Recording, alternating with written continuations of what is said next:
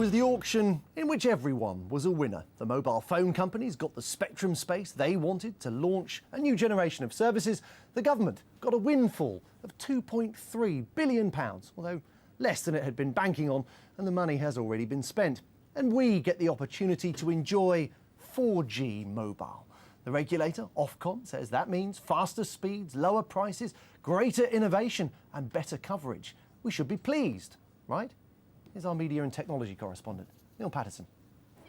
It's been a growing problem as we seek to consume more and more data on the move. 3G quality can be something of a contradiction in terms. 4G offers the prospect of Wi-Fi quality, streamed video and massively improved speed. And of course, the other problem with downloading huge amounts of data over 3G is the buffering. No wonder people want to see 4G sooner rather than later. We will see a competitive market for fourth generation mobile broadband, that those services will be available shortly across the UK, and that wide availability, which I think is extremely important to consumers and to businesses, is something that we've designed into the auction. Certainly, an early pilot of the scheme by Everything Everywhere didn't go entirely to plan. Despite promising an early glimpse of 4G's superfast mobile internet, many customers complained of difficulties obtaining SIM cards, gaining access to the network and confusing customer services. The company hasn't revealed how many 4G subscribers it has. There were some teething problems around activation to do with getting SIM cards out, but I think a lot of those have been rectified. But certainly the speed is something that I haven't been able to fault from day one. And in areas of London where it's enabled, it's rock solid, it's very, very fast. Last week I was in New York, I've tested 4G in America. 4G in the UK with EE is really fast. The £2.3 billion the Treasury earned as a result of the 4G auction is £1 billion less than estimated and a mere tenth of what the 3G spectrum was sold for. And there remain problems with coverage. A quarter of the countryside has no 3G, despite the fact that more than half of us own a device capable of downloading data. Americans have had it for quite some time, and on the corner of 4th and G Street, users were quick to sing its praises. Is it worth having, do you think? It is. What makes it better? It's faster. I love my 4G.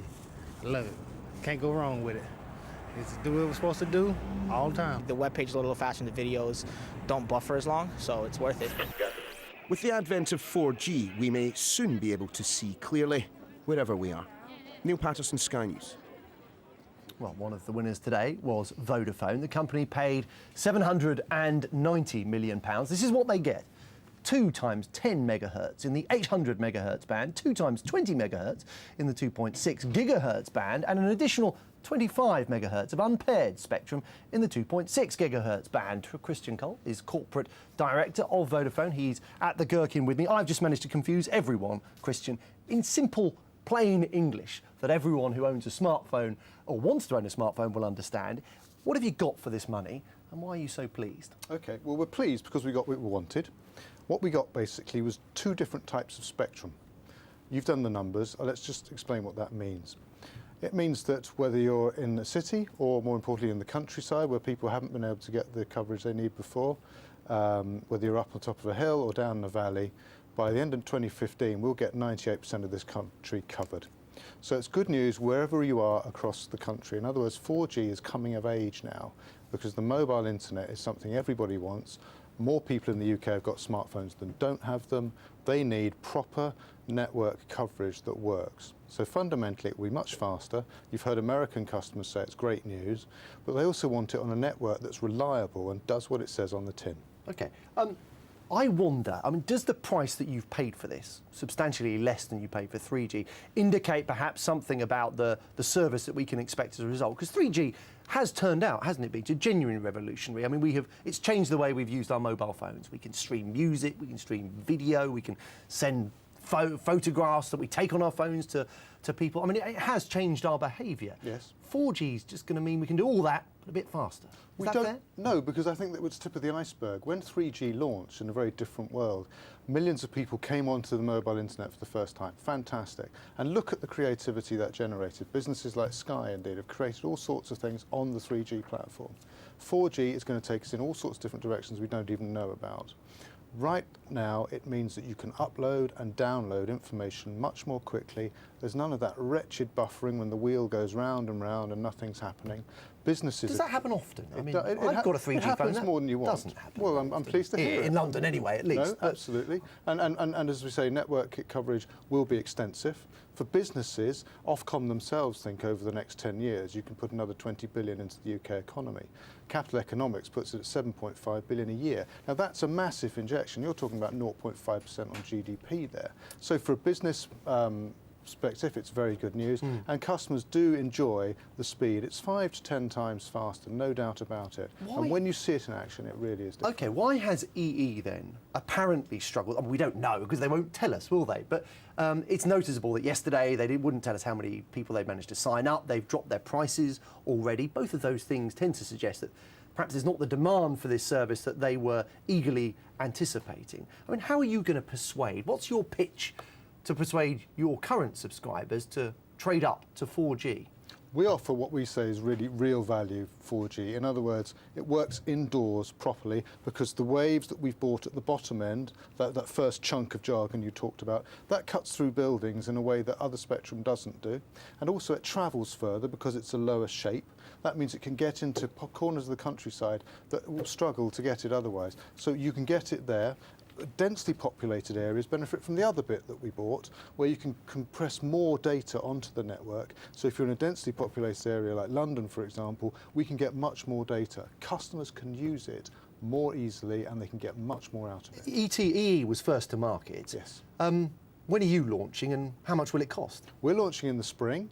We'll go city by city, and as I say, we'll hit them. It is spring. When We've only just got through the auction. I've got to be careful because I can't preempt which bits we precisely get. Yeah. That's the next stage, and I think I'd get a slap on the wrist if I did. But no, we're going to hold back if you don't mind for now in terms of the price. The price will all be about the genuine value. It's all about what you get out of it, and it's down to us to say you'll get out of it reliably. Yeah, I mean, EE's wherever you are. £31. That's what the package they're offering. I mean, can we expect that ballpark? I appreciate you can't name the figure sure. at the moment, Sure. but it's going to be there or thereabouts. That's what you can expect. This is the most competitive market in Europe. We can't possibly afford not to be there or thereabouts. But if you add value, if you give a real benefit to somebody, you give them more data, you give them a greater chance to use it, and you give them proper, faster speed where they want it, indoors and outdoors, rural or in the city, then people will think, do you know what, that's more than just a name, that's more than 4G, not 3G. That's a real service, that's a real benefit, we'll pay for that. If 4G was such a wonderful thing, why did you end up paying so much less for this spectrum space than you did back in 2000 for 3G space? 3G was a very different ballgame. We ended up in, it was a different market. You've already alluded to EE's figures. It's a tough market out there. We are very, very competitive. Margins are tight. I think all the analysts who've looked at what happened today with the auction results think, as I think you did at the top of the programme, say it was a pretty fair result. Sanity has returned to the market. It was a competitive process. I mean, you were tearing chunks off each other for this bidding process. Yeah. Ofcom set the rules and they were very, very stringent, quite rightly so. And the customer gains because the competition is there now. Okay, Christian Cull, Corporate Director of Vodafone, thank you very much for joining us with your take on that. Well, in our central London studio is Nick Brown, telecoms analyst at the investment bank, Espirito Santo.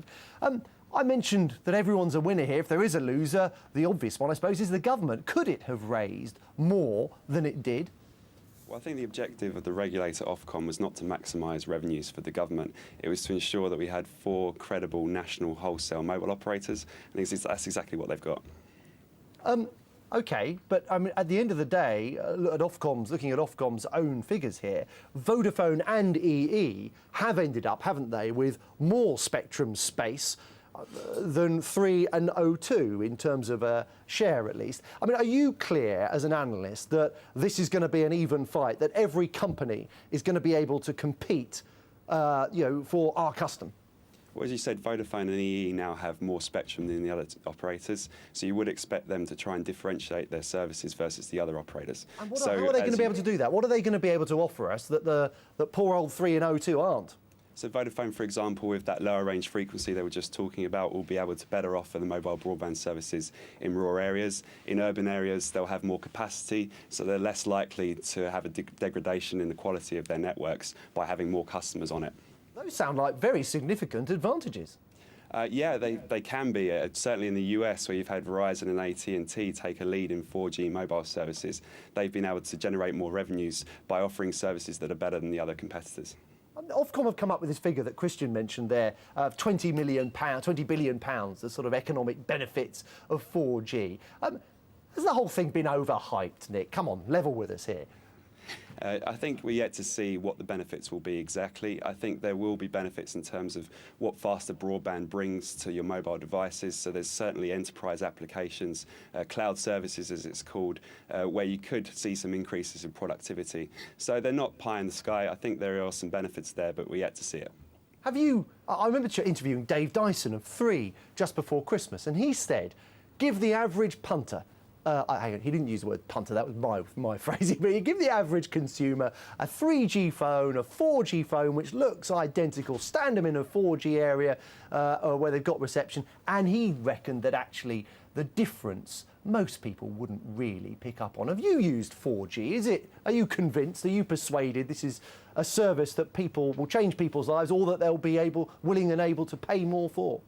Yeah, I've tried it, and real-world experience from other markets suggests that you will be able to get speeds up to 10 times faster than you can currently get over 3G.